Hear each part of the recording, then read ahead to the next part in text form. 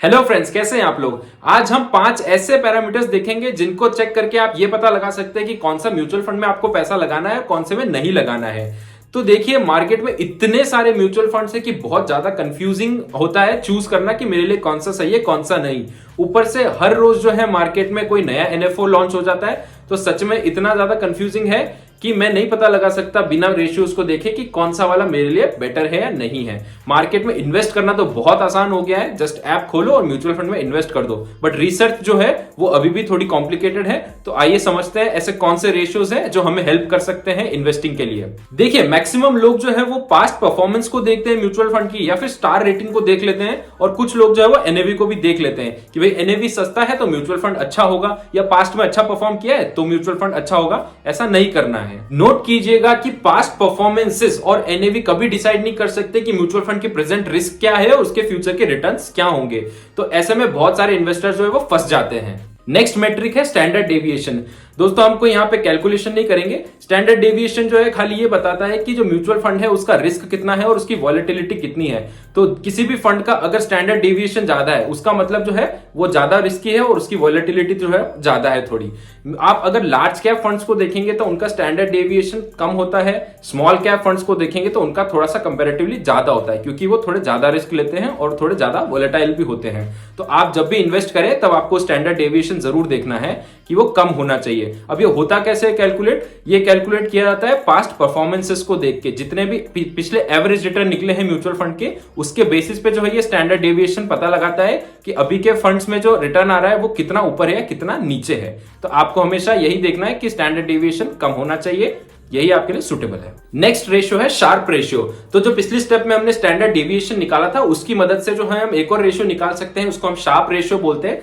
Sharpe ratio basically हमें यह बताता है कि किसी भी म्यूचुअल फंड का रिस्क एडजस्टेड रिटर्न कितना है, मतलब कि किसी भी म्यूचुअल फंड ने रिटर्न निकालने के लिए कितनी ज्यादा रिस्क ली। तो आप अगर किसी भी म्यूचुअल फंड के शार्प रेशियो को देखेंगे, अगर वो वैल्यू बहुत कम है, इसका मतलब है उस म्यूचुअल फंड ने बहुत ज्यादा रिस्क ली है कुछ रिटर्न निकालने के लिए। और अगर शार्प रेशियो बहुत ज्यादा है, इसका मतलब है बहुत कम रिस्क लेके उसने अच्छे रिटर्न निकाल दिए हैं। तो अगर आप कभी भी किसी भी म्यूचुअल फंड को कंपैरिजन कर रहे हैं तो आपको हमेशा ये देखना है कि शार्प रेशियो जो है वो सबसे ज्यादा होना चाहिए। जिस फंड का शार्प रेशियो ज्यादा है उसने कम रिस्क में ही अच्छे रिटर्न निकाल दिए हैं और वही आपको प्रेफर करना है। देखिए, शार्प रेशियो जो है वो हमेशा 1 से अबव हो, आपको यही एम करना है। जब भी म्यूचुअल फंड देखना है तो 1 या 1 से अबव जो है वो अच्छा माना जाता है। नेक्स्ट पैरामीटर है बीटा। तो बीटा हमें ये बताता है कि कोई भी म्यूचुअल फंड है उसके रिटर्न्स जो है वो कितने सेंसिटिव है as compare to benchmark returns. मान लीजिए मैं लार्ज कैप कैटेगरी की बात करता हूं, मेरे पास एक लार्ज कैप म्यूचुअल फंड है। तो अगर मैं निफ्टी 50 से उसका कंपैरिजन करूं तो निफ्टी 50 अगर 1% ऊपर गया और मेरे लार्ज कैप फंड का अगर बीटा 2 है, तो मेरा जो लार्ज कैप फंड है वो 2 टाइम्स जो है उतनी वॉलेटिलिटी दिखाएगा। अगर निफ्टी 1% ऊपर गया तो मेरा फंड 2% ऊपर जाएगा, निफ्टी 1% गिरा है तो मेरा फंड 2% गिरेगा। तो इस पैरामीटर को हम बीटा बोलते हैं। बीटा बेसिकली आपको वॉलेटिलिटी के बारे में बताएगा as compare to the benchmark index. तो आपको हमेशा ये देखना है कि आपके जो म्यूचुअल फंड है उसका बीटा जो है 1 या 1 से कम होना चाहिए। इसका मतलब ये हुआ कि बेंचमार्क के कंपैरिजन में जो है आपका फंड लेस वोलेटाइल होना चाहिए। जितना कम बीटा होगा उतना आपके लिए अच्छा है। नेक्स्ट पैरामीटर होता है अल्फा।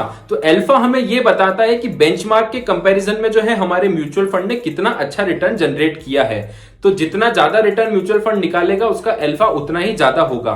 मान लीजिए अगर बेंचमार्क इंडेक्स 10% रिटर्न निकाल के दे रहा है एक साल में और आपके म्यूचुअल फंड ने 15% रिटर्न निकाला है, इसका मतलब जो है आपके म्यूचुअल फंड ने ज्यादा रिटर्न निकाले हैं, तो इस केस में उसका अल्फा थोड़ा ज्यादा होगा as compare to benchmark index. तो ये खाली एक कंपैरिजन इंडेक्स है। तो आपको हमेशा यही गोल रखना है कि आपका अल्फा जो है वो 1 या उससे ज्यादा होना चाहिए हमेशा। तो फ्रेंड्स, अब बात करते हैं टिप ऑफ द डे की। तो टिप आज की ये है कि जितने भी पैरामीटर्स आज मैंने डिस्कस किए हैं, अगर आप उनको ऑब्जर्व कर रहे हैं तो आपको उन्हें कभी भी सिंगल ऑब्जर्व नहीं करना है, आपको हमेशा सारे पैरामीटर्स एक साथ देखने हैं। अगर आपने किसी एक पैरामीटर को देख के अपना डिसीजन बनाया तो वो डेफिनेटली गलत होगा।